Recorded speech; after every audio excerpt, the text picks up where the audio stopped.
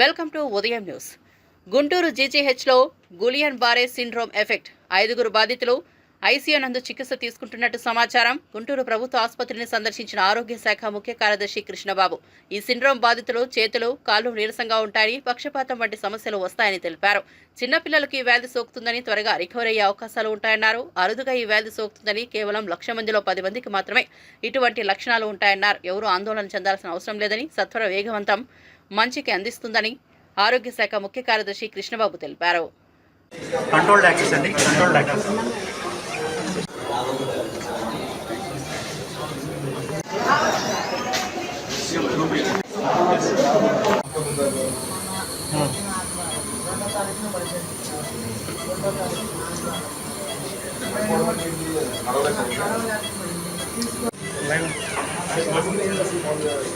Live ఉంది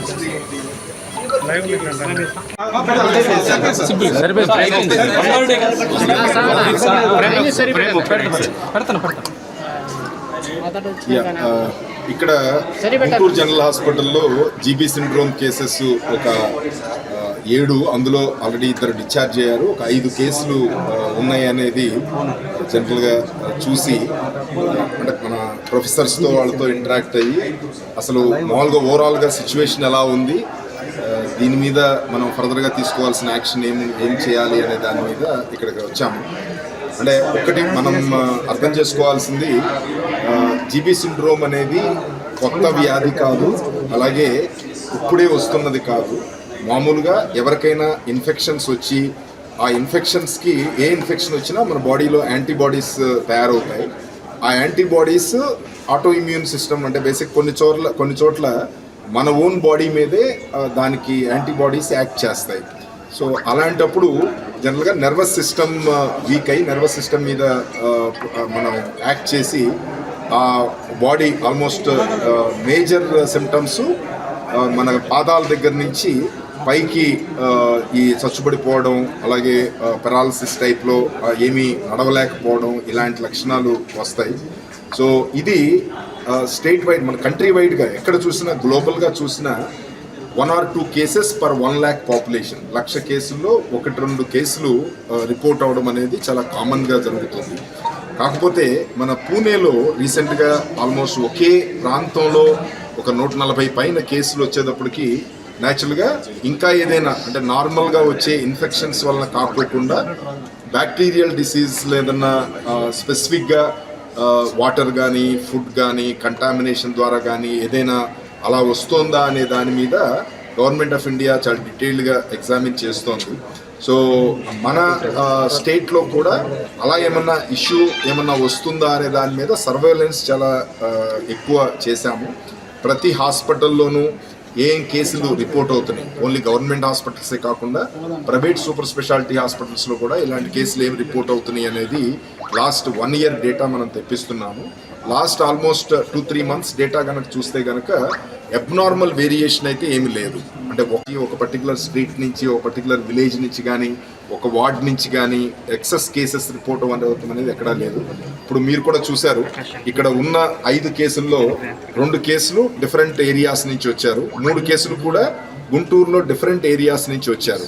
so అందుకని ఒక పర్టికులర్ ప్రాంతంలో ఏదైనా ఒక ట్రిగ్గరింగ్ ఫ్యాక్టర్ ఉంది అనేది ఏమీ ఎస్టాబ్లిష్ అవ్వలేదు. ప్లస్ ఇప్పుడు మన సీనియర్ ప్రొఫెసరు మన సుందరాచారి గారు, అలాగే మిగతా డాక్టర్స్ ఉన్నారు, మన డిఎంఈ గారు ఉన్నారు. సో ఇది ఇక్కడ హాస్పిటల్లో, గుంటూరు జనరల్ హాస్పిటల్లో ప్రతి నెల ఆల్మోస్ట్ ఒక 10 to 15 కేసెస్ ఇలాంటి జీబీ సిండ్రోమ్ కేసెస్, ఆ సిమ్టమ్స్తో వచ్చే కేసెస్ చాలా రొటీన్. అంటే లాస్ట్ ఫ్యూ ఇయర్స్ నుంచి మనం చూస్తే కనుక ప్రతి మంత్ కూడా ఒక 10 to 15 కేసెస్ రావడం అనేది చాలా కామన్గా మనం అబ్జర్వ్ చేస్తాం. అందుకని దీని గురించి ఆందోళన పడాల్సిన అవసరం లేదు. ఏదో అందరికీ వచ్చేస్తుందో లేకపోతే ఒక పర్టికులర్ రీజన్ వలన వస్తుందో అనడానికి ఏ రకమైన ఆధారం లేదు. సో మనం ఒకటే ప్రికాషన్ తీసుకోవాల్సింది, బేసిక్గా శానిటేషన్, హైజీన్ ప్రాపర్గా ఉండడం. ఏదైనా డయేరియా కానివ్వండి, లేకపోతే నార్మల్ ఏదైనా ఫీవర్స్ వచ్చినాయి, ఏ రకమైన ఇన్ఫెక్షన్ వచ్చినా కానీ దాని రియాక్షన్గా ఆల్మోస్ట్ ఇందాక చెప్పినట్టు 1 or 2 cases in 1 lakh population అనేది రిపోర్ట్ అవడం అనేది కామన్. అందుకని అంటే నేను దయచేసి మీడియా మిత్రులందరికీ రిక్వెస్ట్ చేసేది ఏంటంటే దీన్ని మనం ఎక్కువ ప్రచారం చేయొద్దు. ఎందుకనంటే ఇది కామన్. ఏదైనా అబ్నార్మాలిటీ ఉన్నప్పుడు డెఫినెట్గా మీరు మేము అందరం కలిసి అది రీజన్ ఏమిటి, దానికి ప్రజల్లో ఎలాంటి అవగాహన కలగ చేయాలి, ఏ రకమైన మనం అవేర్నెస్ క్రియేట్ చేయాలనే దాని మీద వర్క్ చేద్దాం. బట్ యాజ్ ఆన్ టుడే మనం చూస్తే కనుక లాస్ట్ 1 year డేటా చూసినా, ఇంతకు ముందు ఇయర్స్ ఇదే మంత్స్లో ఉన్న డేటా చూసినా అబ్నార్మాలిటీ లేదు, ఒక పర్టికులర్ ఏరియా నుంచి రిపోర్ట్ అవ్వడం లేదు. మన గవర్నమెంట్లో ఇమ్యునోగ్లోబులిన్స్ సప్లై కొంచెం ఇంకా ఇంప్రూవ్ చేయాలని. ఎందుకంటే మనం ఇమ్యునోగ్లోబులిన్స్ మీ అందరికీ తెలిసిందే చాలా కాస్ట్లీ ఇంజెక్షన్స్. ఆల్మోస్ట్ ఇప్పుడు మీరు చూస్తున్నది ఒక్కొక్క ఇంజెక్షన్ ఒక 20,000 రూపాయలు. ఒక్కొక్కరికి almost 5 injections per day, 6 injections per day vials ఇవ్వాల్సి వస్తుంది. అది 5 days ఇవ్వాల్సి వస్తుంది. ఒక్కొక్క పేషెంట్ మీద మినిమం 2 లక్షల నుంచి 3 లక్షల రూపాయలు ఖర్చు మనం పెట్టాల్సి వస్తుంది. సో డెఫినెట్లీ గవర్నమెంట్ ముఖ్యమంత్రి గారు జీబీ సిండ్రోమ్ మీద రివ్యూ చేయడం జరిగింది.